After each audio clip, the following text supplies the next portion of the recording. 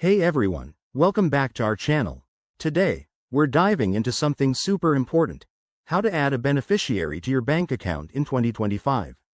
If you're planning for the future, like ensuring your loved ones can access your funds if something happens, this is a must-know process. By 2025, banks have streamlined this with more digital options, making it easier and faster than ever. Let's jump right in. First off, what's a beneficiary? Simply put, it's the person or entity you designate to receive your account assets upon your passing or in certain situations. It's a key part of estate planning, and with updated 2025 regulations, you might even link it to digital IDs for added security. Step 1. Log into your online banking portal.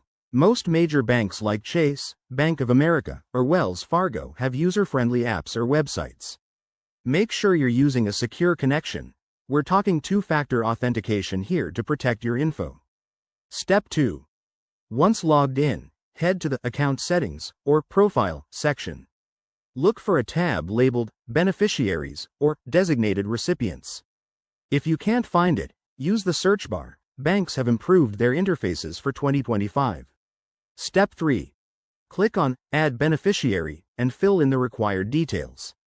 You'll need their full name, relationship to you, date of birth, and possibly their contact info or social security number. Double-check everything for accuracy to avoid delays. Step 4. In 2025, many banks require identity verification. This could involve uploading a photo ID or using biometric scans if you're on the app. Once verified, review your entry and confirm the addition. Some banks might send a confirmation code to your phone or email. A quick tip: always keep your beneficiary info up to date, especially after life events like marriages or births. Remember, this isn't just about money, it's about peace of mind. There you have it. Adding a beneficiary is straightforward and crucial for 2025 financial planning. If you found this helpful, give it a thumbs up, subscribe for more tips, and hit that bell icon. Drop your questions in the comments below, and I'll see you in the next video. Stay smart and secure.